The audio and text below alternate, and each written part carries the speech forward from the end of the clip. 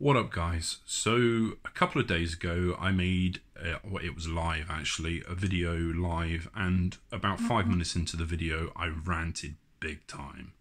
Like, I was quite angry at the position that I was in, and I vented. It wasn't the right thing to do. I've got a clear head now, and I'm going to explain the story behind it, the situation. So when the snow came in, I just finished my lunch shift.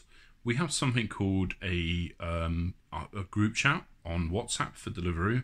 Mainly it's used for banter, but it's a lot of the time you get people asking questions, asking for help, giving tips like saying, oh, this restaurant's rammed, don't go there, blah, blah, blah. It's for everything Deliveroo related or Reading related. And banter too.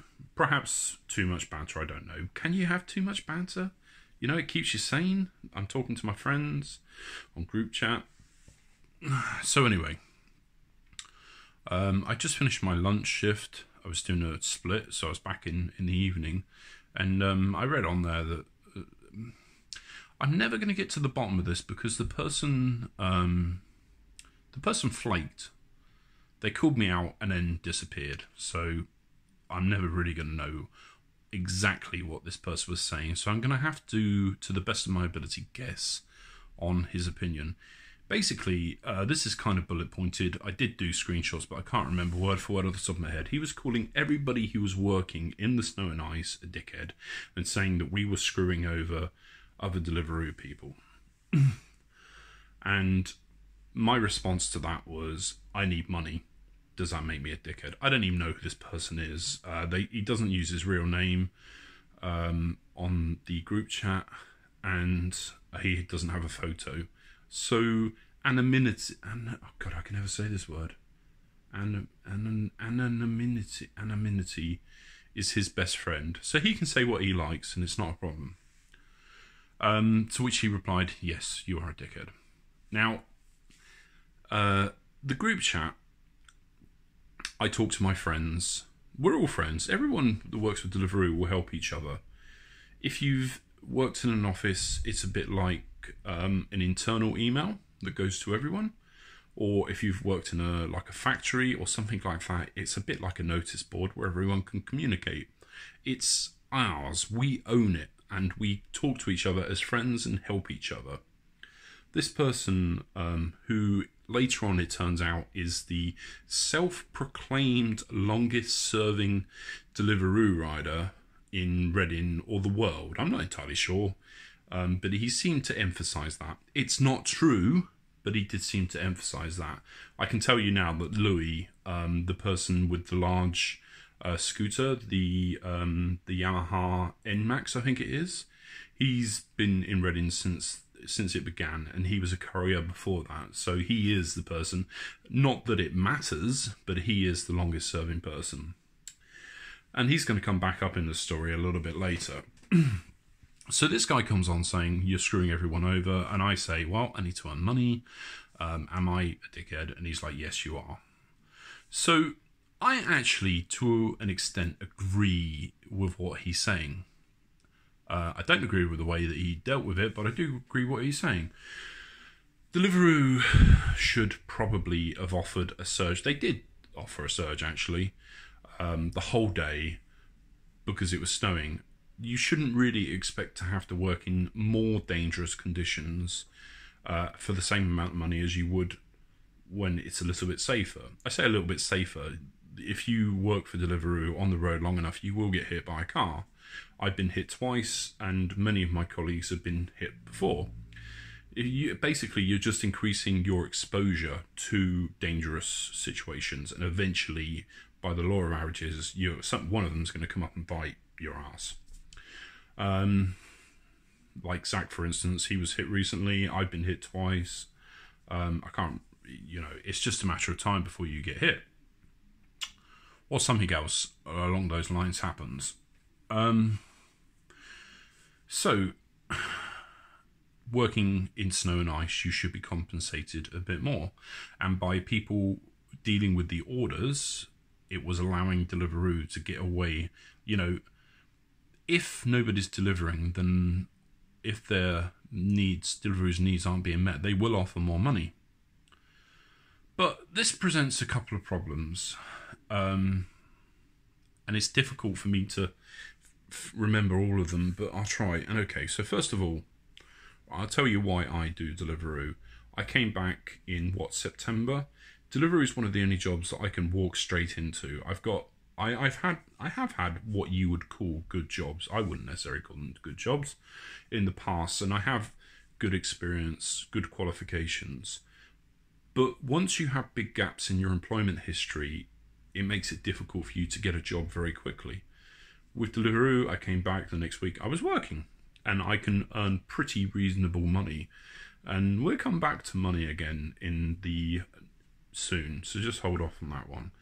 Now, the snow may be incredibly dangerous for motorbikes. I don't disagree with that. But however, for cycling, as long as you're cautious, it isn't that bad.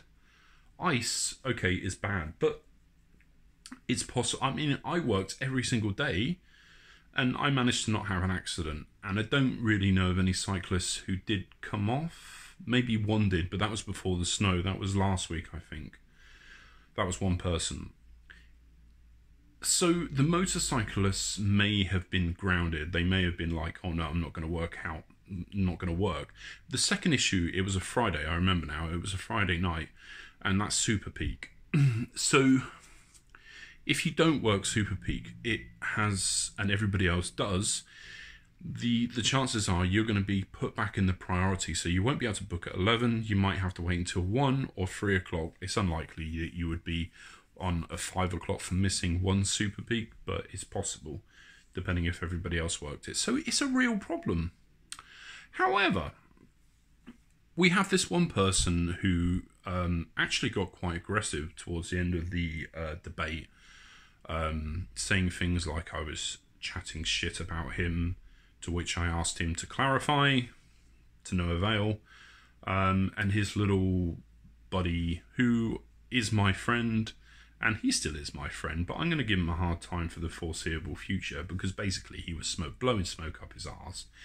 He was saying, this guy's been here the longest. I mean, I've been doing Deliveroo since July 2016, which is almost the beginning of the zone in Reading, so I'm not entirely sure how that's relevant. But this other guy, he was, Amir. I'm going to name and shame you, Amir, you little muppet. Basically, he was saying things like, oh, why are you getting so angry, Craig? He's just trying to teach us.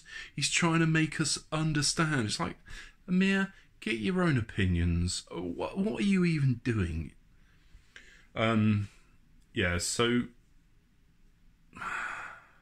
the more I thought about this, the more I come to a couple of conclusions. First of all, let me add that Amir didn't work that night, and he emailed Deliveroo and said, I don't want this to affect my statistics. And last year they sent an email out saying it won't affect your statistics if you cancel, but this year they didn't. He emailed Deliveroo, and strangely enough, Deliveroo came back and said this won't affect your statistics. So it's win, yeah? They haven't lost anything. But the more I thought about it, this motorcyclist who's been since doing Deliveroo, I don't know, since before Deliveroo was created, maybe? I don't know. Any motorcyclist working full time, and most of them do, to the best of my knowledge, is probably earning about £1,000 a week, right? £1,000 a week.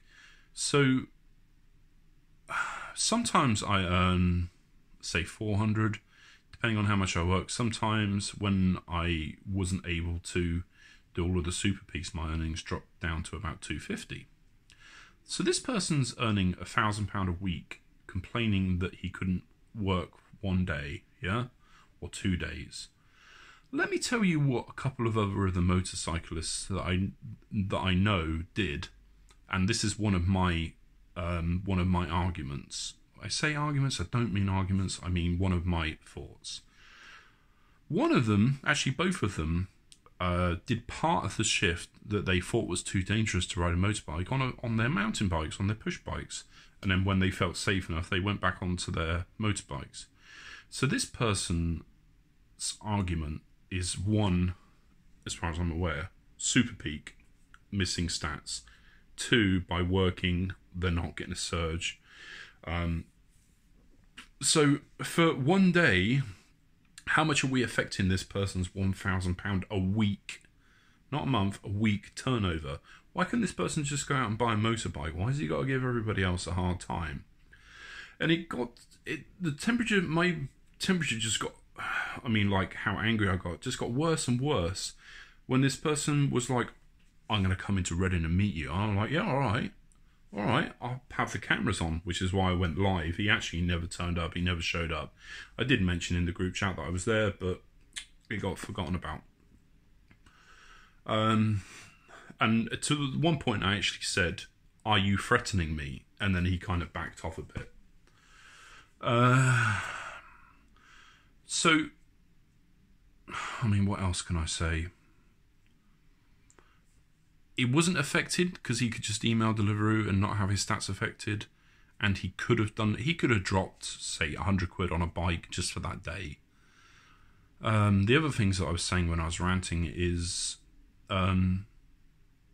if anyone's been doing this for a long period of time, why don't they have a contingency? It's not like snow is a new thing.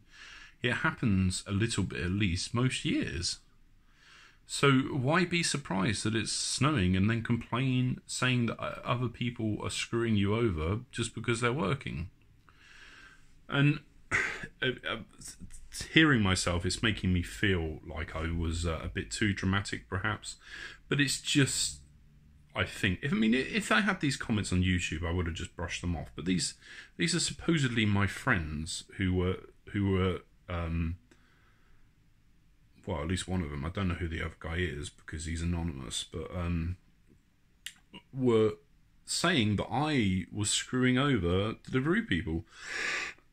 When I would like to think that anybody that knows me knows that I would do anything, well, not anything, obviously, but I would do anything that I could to help the people that I work with, including lending a bike, giving somebody a bike part, giving somebody tools, going out with a pump so somebody could pump their tyre up, you know?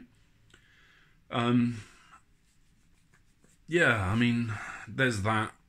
The other thing that really upset me is a mere name and shame. Later made the comment that I should be making videos about this, and I've mentioned the snow in videos before, instead of just saying nice things about Deliveroo. And I'm like, boiling, vent! Because I believe that I say the good and the bad, and I'm honest, and I paint the full picture. I don't leave things out. I talk about money. I talk about the reasons why I don't think that people should do this full time, permanently, because I don't think that it's a viable solution due to the fact that you just don't have stability. I mean, yeah, sure, I'm not gonna lie. I've made a bit of money in the past from referrals, but I don't really push that. That's like a side note. It's just like, here's the information on Deliveroo. If you want to use this referral code, then use it. If you don't, then don't. I've never outright, that's never been my aim. I started doing the videos because, and this is exactly my point. I make these videos because in the past I found Deliveroo elusive, not being there to support the people who they will sign up as subcontractors or whatever we are, willy-nilly, and then not support them. And my first day I was really nervous, and I thought, because I had a history of YouTube, I thought, you know what, I can help people. And then later I thought, well, I could use my referral code and maybe make some money from that. So the other reason is I genuinely like YouTube. I like making videos. It's my hobby. It's my creative outlet. They aren't always professional. Well, no, they aren't professional at all, are they? Let's face it. Look, wobble. But sometimes I do a good job, just not very often. What else did I want to say on this matter? So I think I've covered pretty much everything. Yeah, I mean, I think I give a balanced opinion of Deliveroo. If you don't think that, then you're entitled to your opinion. And, you know, YouTube comments are different. People have said horrendous things about me, and I just brush it off. But when it comes from your group of peers, your friends, the people who you work with, and it's a bit different. So I was coming out expecting to walk into a war zone, especially coming on the back off of the other drama, which I don't really want to mention right now. I was coming out ready for war, you know. I had a GoPro on my helmet, I had my live camera here on my chest mount. I went to the phone shop before the beginning of the shift because I didn't have any data on my phone. I had to top it up. I was ready, and then he said he was going to come, and I'm like, all right, I'm here, and he was a no-show. So I had all of this pent-up aggression because this person, two people, had just wound me up, and it had no outlet. And then finally my phone switched on because I was doing it on my iPhone, and I let loose. So, yeah, that's why I ranted. Not the right thing to do at all, and that's why the video isn't on YouTube. Well, it is on YouTube, it's just unlisted. So I once read, or probably saw in a film, because I probably watch more films than I read, that anything that you hear after the word but, anything you hear before the word but, forget, because it's irrelevant. So that's why I didn't start off by saying sorry. So that was the story, and I apologise for ranting. The effing and jeffing doesn't help anything. One of my criticisms of this guy, because mostly I actually agree with him, you know, he's kept going on and on about uniting. That's the other thing that annoyed me, actually. Let's say this beforehand. Unite Deliveroo. Almost sounds communist, doesn't it? A communist that, I don't mean like communist states now, because I don't really think that's real communism. But a communist that earns £1,000 a week? Should I say that he's screwing me over because he's earning more money, and the people who are working full time are taking away the hours from the people who have to book later? I don't know, should I? Maybe I should. Maybe I should cry and throw my rattle out the pram and say, he's not working for me, so I'm going to complain and criticise other people because they need to earn money. Yeah, I mean, that's. I think that's one of the big points. It was all like, let's unite so I can get back to earning £1,000 a week. It's just like, no, I'm sorry, but no. It's not about uniting, it's about the situation not suiting you at this exact moment, which led to you criticising others. So get over yourself.